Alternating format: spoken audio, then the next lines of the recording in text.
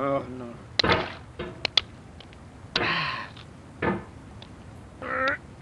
There's no feeling more intense than starting over. If you deleted your homework the day before it was due, as I have, or if you left your wallet at home and you have to go back after spending an hour in the commute. If you won some money at the casino and then put all your winnings on red but it came up black. If you got your best shirt dry cleaned before a wedding and then immediately dropped food on it. If you won an argument with a friend and then later discovered that they just returned to their original view. Starting over is harder than starting up. If you're not ready for that, like if you've already had a bad day, then what you're about to go through might be too much. Feel free to go away and come back. I'll be here. Alright, thanks for coming with me on this trip. I'll understand if you have to take a break at any point. Just find a safe place to stop and quit the game.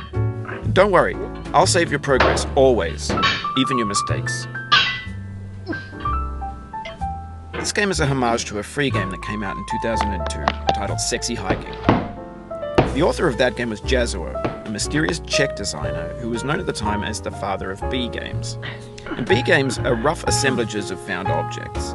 Designers slap them together very quickly and freely, and they're often too rough and unfriendly to gain much of a following. They're built more for the joy of building them than as polished products. In a certain way, Sexy Hiking is the perfect embodiment of a B game. It's built almost entirely out of found and recycled parts, and it's one of the most unusual and unfriendly games of its time. In it, your task is simply to drag yourself up a mountain with a hammer. And that act of climbing, in the digital world or in real life, has certain essential properties that give the game its flavor. No amount of forward progress is guaranteed. Some cliffs are too sheer or too slippery. And the player is constantly, unremittingly in danger of falling and losing everything. Anyway, when you start Sexy Hiking, you're standing next to this dead tree that blocks the way to the entire rest of the game. It might take you an hour to get over that tree, and a lot of people never got past it. You prod and you poke at it, exploring the limits of your reach and your strength, trying to find a way up and over. And there's a sense of truth in that lack of compromise. Most obstacles in video game worlds are fake. You can be completely confident in your ability to get through them once you have the correct method or the correct equipment or just by spending enough time. In that sense, every pixelated obstacle in Sexy Hiking is real. The obstacles in Sexy Hiking are unyielding, and that makes the game uniquely frustrating. But I'm not sure Jazuo intended to make a frustrating game.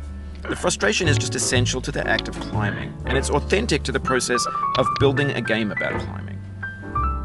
A funny thing happened to me as I was building this mountain. I'd have an idea for a new obstacle, and I'd build it, test it, and it would usually turn out to be unreasonably hard. But I couldn't bring myself to make it easier. It already felt like my inability to get past the new obstacle was my fault as a player rather than as a builder.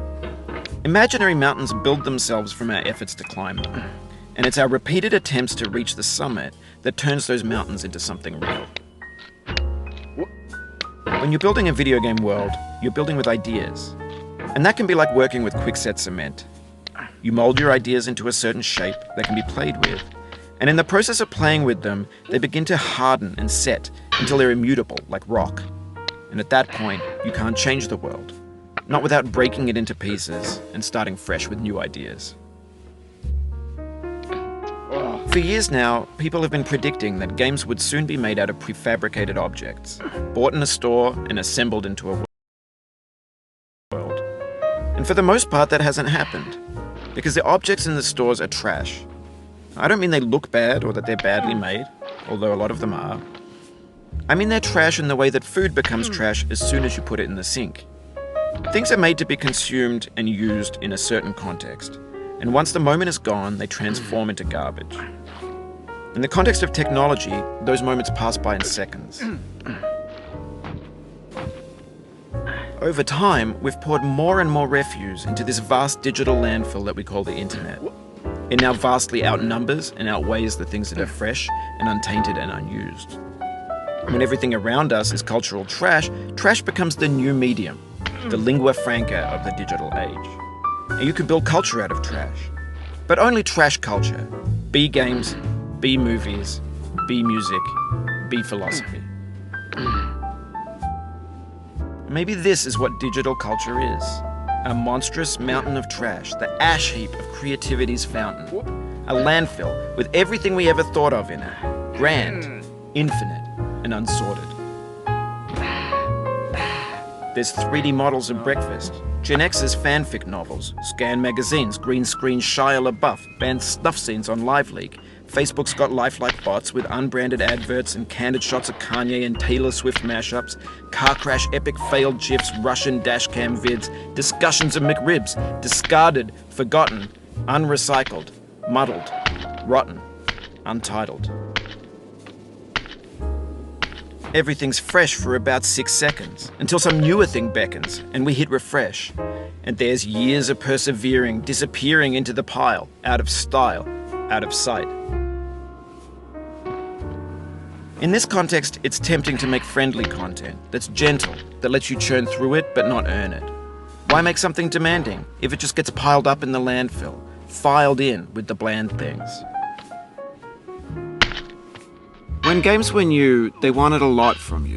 Daunting you, taunting you, resetting and delaying you. Players played stoically. Now everyone's turned off by that. They want to burn through it quickly, a quick fix for the fickle, some tricks for the clicks of the feckless.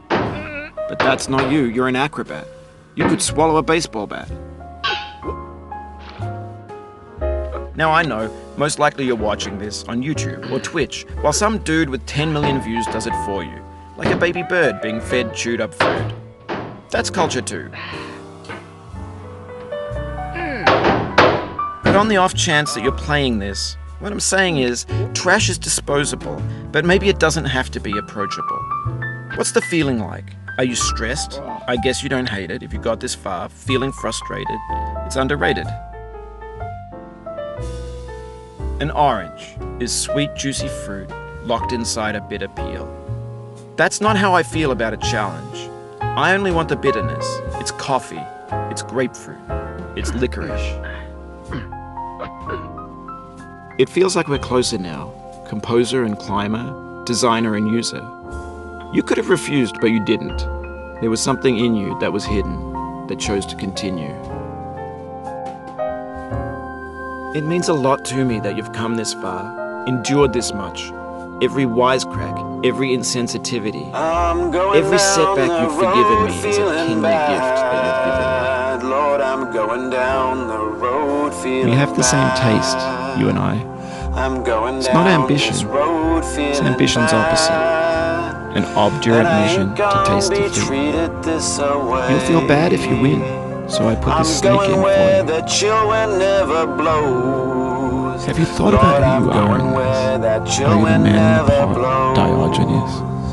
Are you his hand? Are you the top of his hand? I think not.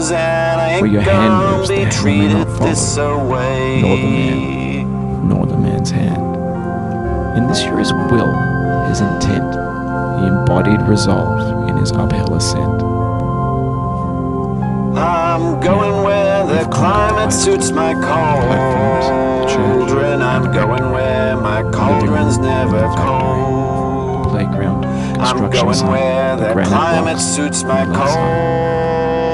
I ain't gonna be treated this way. There's nowhere left to go but up. In a moment, I'll shut up. But let me say, I'm glad you came. I dedicate this game to you. I'm going down this road feeling bad. Lord, I'm going down this road feeling bad. I'm going down this road feeling bad. And I ain't gonna be treated this way.